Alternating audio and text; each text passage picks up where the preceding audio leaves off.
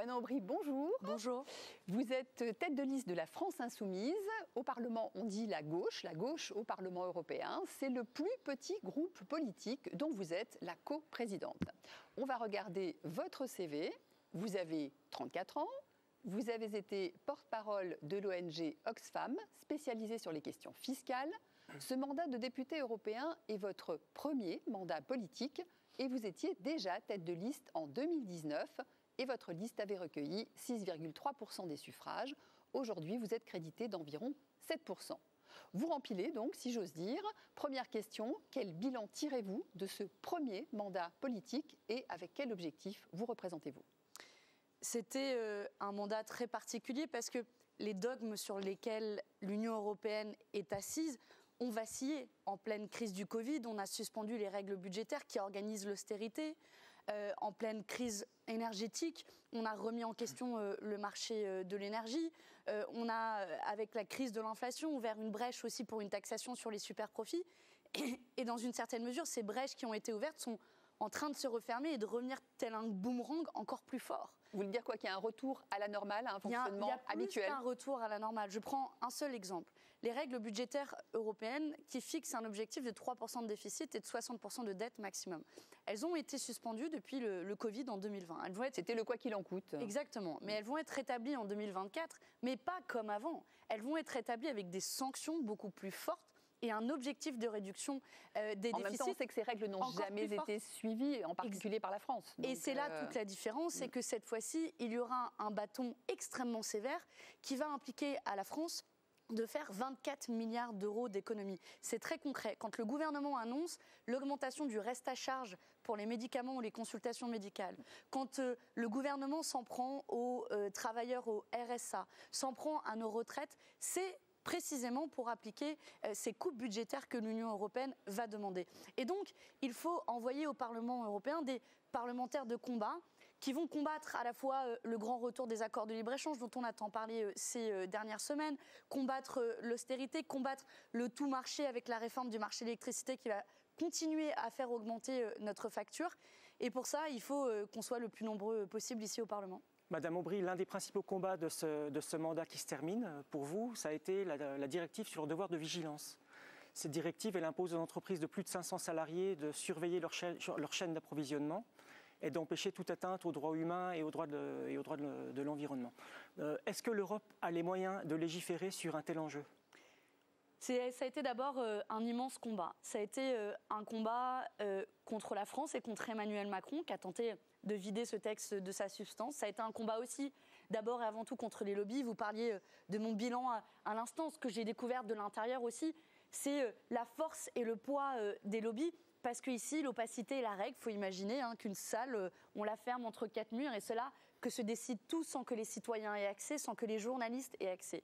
Et ce texte, il a fallu 5 ans de combat et à la fin, c'est une immense victoire puisque pour la première fois, des victimes de violations des droits humains ou de dommages à l'environnement pourront porter plainte devant un tribunal français ou un tribunal européen contre une multinationale. Dit autrement, c'en est fini de l'impunité des Total, Amazon, Chine ou Carrefour qui profitent de main-d'œuvre bon marché ou de réglementations environnementales aux 4 coins du monde beaucoup plus favorables et qui pollue, saccage la planète et saccage nos droits et en particulier les droits des travailleurs.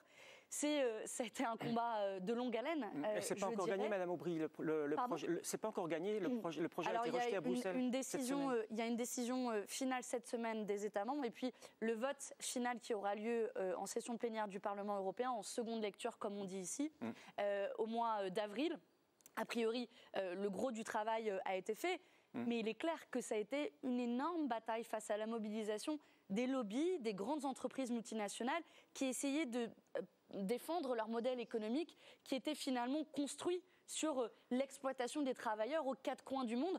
On a mondialisé notre économie, mais on a aussi mondialisé l'exploitation du travail et de la planète. Est-ce que de la même façon, dans la même lignée, est-ce que vous considérez que le Green Deal, ce fameux pacte vert, dont l'objectif est donc la neutralité carbone en 2050, est-ce que vous avez le sentiment que ça reste quelque chose d'important, de marquant, puisque c'est quand même ce qui a marqué le mandat de cette Commission européenne, même si aujourd'hui il est énormément remis en question?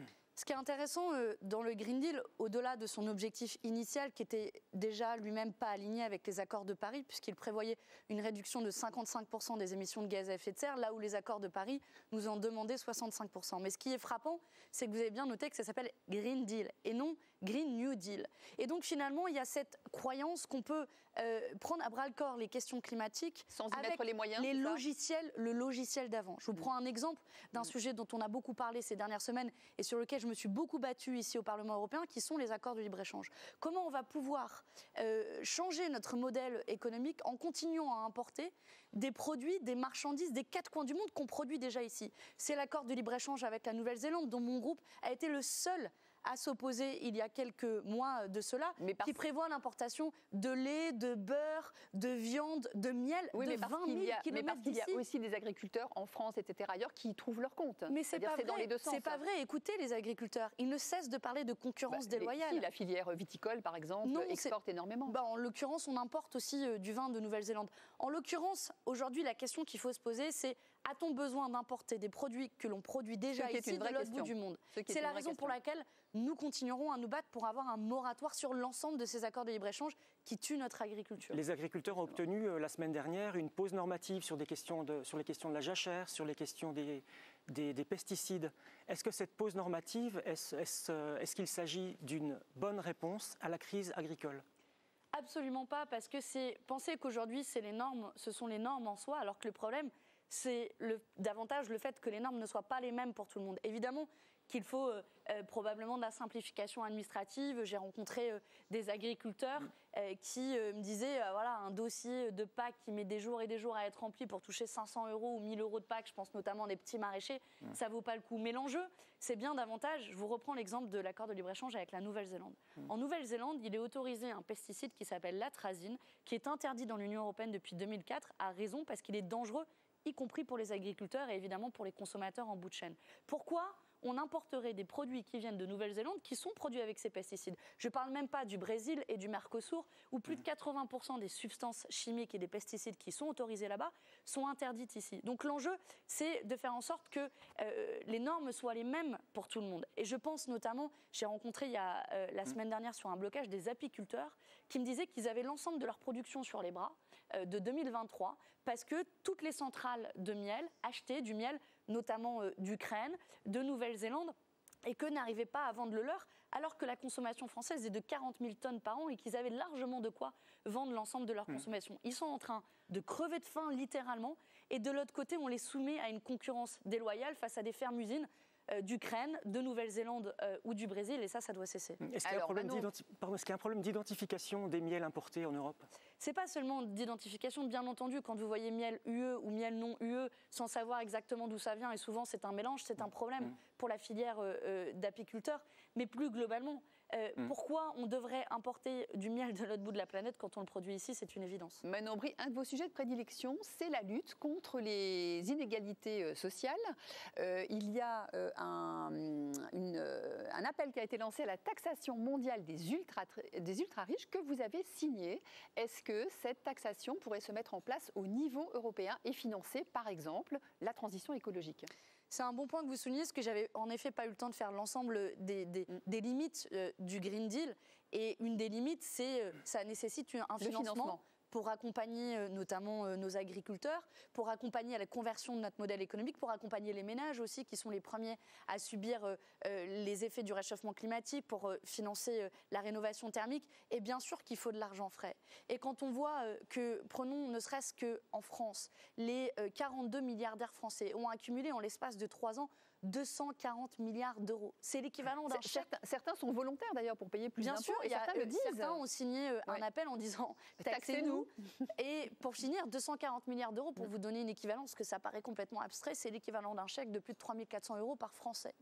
Donc l'Union européenne a les moyens. Les inégalités n'ont cessé de s'accroître. Et quand, dans le même temps, on a un nombre record de personnes sous le seuil de pauvreté en France, c'est insupportable. Et c'est la raison pour laquelle, oui, il faudra une taxation à la fois des plus riches et des milliardaires sur notre continent, mais aussi une taxation des super-profits, puisque si les prix explosent à la consommation dans nos supermarchés, c'est que les entreprises agro-industrielles ont fait des marges comme jamais.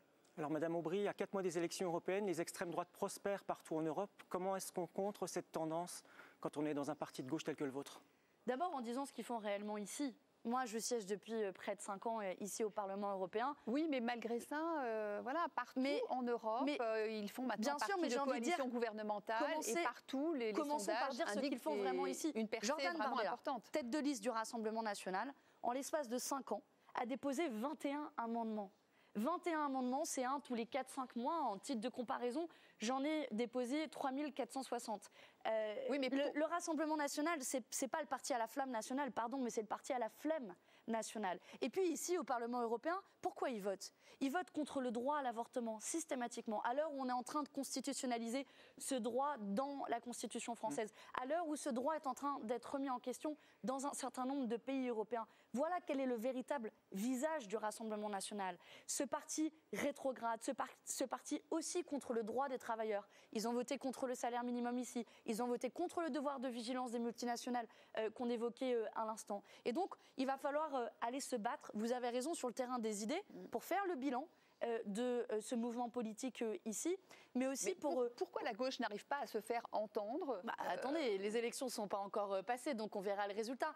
Mais l'enjeu principal pour nous, vous avez raison, c'est l'enjeu de la mobilisation. C'est que tous celles et tous ceux aujourd'hui qui ne veulent plus qu'on sacrifie nos services publics à cause de l'austérité européenne, qui ne veulent plus que nos biens communs soient gérés par le marché qui va faire exploser les prix de l'électricité, qui ne veulent plus des accords de libre-échange, s'ils ne se mobilisent pas le 9 juin prochain, vous avez raison, la gauche ne fera pas un bon score. Mais s'ils se mobilisent, alors oui, la gauche peut faire un score important à ces élections.